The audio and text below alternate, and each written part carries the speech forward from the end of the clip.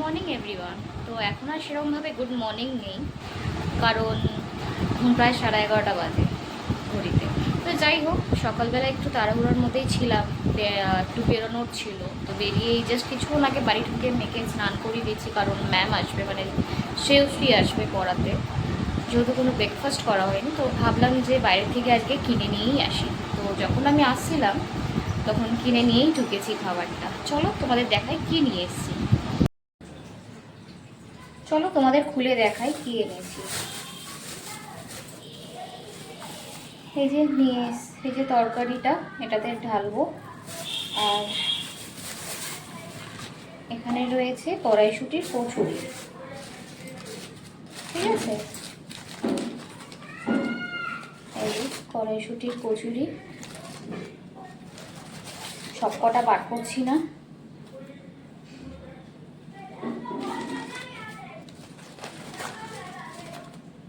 গরম ছিল তো, গরম এনেছি পুরো, এখন ঘেমে গেছে ব্যাপারটা। তো যাই হোক, এই যে কড়াইশুঁটির কচুরি, আর এই যে ফ্রেশ ফ্রিটটা রেখে দিলাম, ও যখন আসবে তখন ওকে দেব। মনে হচ্ছে এই বাটিটাতে হবে না, বাটি আনতে হবে। তো চলো আগে এই ব্যবস্থাগুলো করি, তারপরে আসছি আবার। কারণ এখনো পর্যন্ত মেয়ের রান্না কিছু করা হয়নি। এটাকে একটু আটকে রেখে যাই, কারণ পড়ে যাবে এতটা যে দিয়েছে। শ্রিয়াংশীকে দিয়ে দিয়েছি, এই দেখো ও খাচ্ছে হাসতে হাসতে। তুমি কি খাচ্ছ একটু দেখিয়ে দাও। ওইভাবে দেখতে পাচ্ছে নাকি? এই যে কড়াইশুঁটি, বলো। ওর মুখে আর জায়গা নেই, ম্যাম আসবে বলে তাড়াহুড়ো করে খাচ্ছে। আমিও আমারটা নিয়ে নিয়েছি সাথে। এবার খাওয়াতে বসছি। এই যে ওর খাবারে আজকে রয়েছে ভাত, মাছ ভাজা আর বাটার। চলো খাওয়াতে বসি। চলো আজকে দেখিয়ে দিই আমাদের লাঞ্চে কি আছে। এটাতে তো মেয়ের ভাতটা রয়েছে, ঠিক আছে। আর হাঁড়িতে তো ভাতই থাকে নর্মালি। এটা হলো আমার বোয়াল মাছ ভাজা, কারণ আমি আজকে বলেছিলাম ভাজাটা খাবো। আর এটা কালকের শুক্তো। আর এটা সেই আমার দিদির পাঠানো নিম পাতা ভাজা। আর আজকে আমাদের করেছে বোয়াল মাছের ঠিক ঝোল। ঝোল ঠিক একটা মাখা মাখা। তো এটার মধ্যে মেনলি কালো জিরে আর রাঁধুনি দিয়ে, মানে পেস্ট দিয়ে রান্নাটা করা হয়েছে। তো দেখতেই পাচ্ছ কতটা সুন্দর রং হয়েছে, খেতেও ভালো হবে। বাট আমি খাচ্ছি না, আমি আজকে শুধু খাবো নিম পাতা ভাজা। আর এই যে নিম পাতা ভাজা আর এই মাছ ভাজাটা দিয়ে। চলো এবার আমি খেয়ে নিই, দেখা হচ্ছে পরে।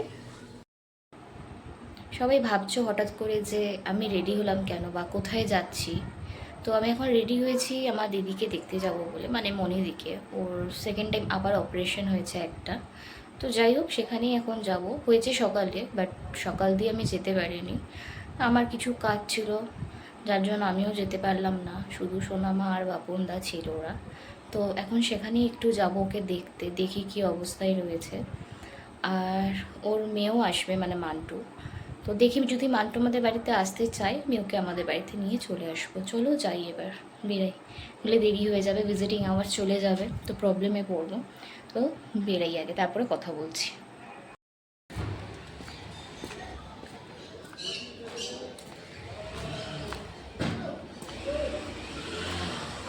আমি যাচ্ছি সোনামা আর বৌদির সাথে। টোটোতে উঠে পড়েছি। সোনামা হয়তো মনিদির সাথে কথা বলছিল। ওই সেম কাজ আবারও বলে, কিরে ভিডিও করবি না, একটু ভিডিও কর। আর ভিডিওতে যেন আমাকে একটু রোগা দেখায়। সবাই খুব চিন্তায় উঠছিল, তাই ভাবলাম একটু হাসানো যাক। কিরে তুই কি কিছু বলবি? বল কিছু।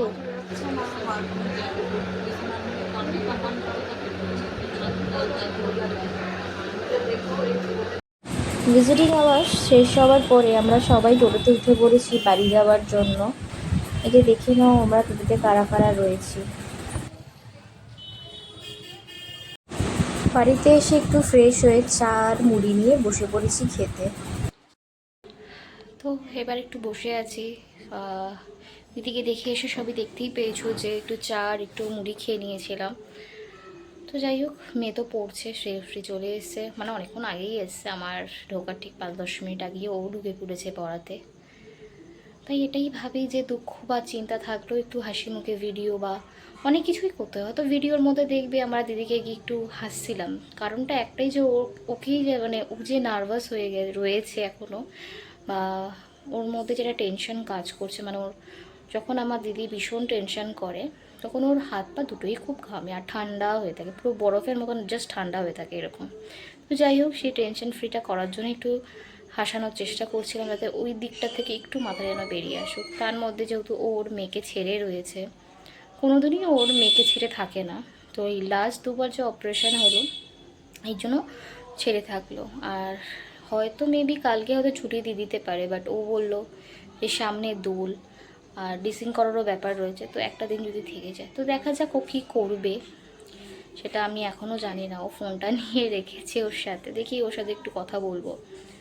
ওকে রেখে দিয়ে এসেও ঠিক একটা ভালো লাগছে না, কারণ যাদেরকে আমরা ভালোবাসি তারা যদি এরকম করে অসুস্থ হয়ে পড়ে, আশা করি কারোরই ভালো লাগবে না। তো যাই হোক, জীবনটা তো এইভাবেই চলতে লাগবে, ভালো খারাপ মন্দ সব কিছু নিয়েই। যতই খারাপ থাক না কেন জীবনে, যা কিছুই হয়ে যাক না কেন, হাসি মুখে সবসময় এগিয়ে যাওয়া, এগিয়ে যেতে হয় বা যেতে লাগে। তো যাই হোক, অনেক জ্ঞানের কথা একটু বলে দিলাম, কারণ এরকম অনেক খারাপ সময় আমার আর আমার দাদার জীবনে এসেছে। তো যাই হোক, সব বাজে সময়গুলোকে কাটিয়ে উঠে আমরা এখন একটু ভালো সময়ে চলে এসেছি, হাসি খুশি আছি।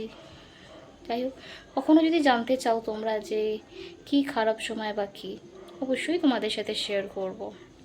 তো যাই হোক, এখন মেয়ে পড়ছে, পড়ুক, দেখি আর কি করতে হবে রাতের ডিনারের জন্য, দেখি কি করি। মেয়েকে খাইয়ে ফেলেছি ভাত, মানে ও সেদ্ধ ভাত। তো এবার আমাদের খাবার পালা, রুটি তরকারি সবই হয়ে গেছে আর আমি খাবো রাতে ভাত। তো যাই হোক, তো আজকের ভিডিওটা এই পর্যন্তই রইল। তো দেখা হবে আবার অন্য কোনো ভিডিওতে। তো আমাদের ভিডিওটা লাইক কমেন্ট শেয়ার করতে ভুলবেন না, আর অবশ্যই চ্যানেলটাকে সাবস্ক্রাইব করে দেবেন। তো গুড নাইট, সবাই ভালো থাকবেন, সুস্থ থাকবেন। বলে দাও। গুড নাইট, টুথ থাকবেন, লাইক করে দেবেন, সাবস্ক্রাইব করে দেবেন। Thank you. Thank you.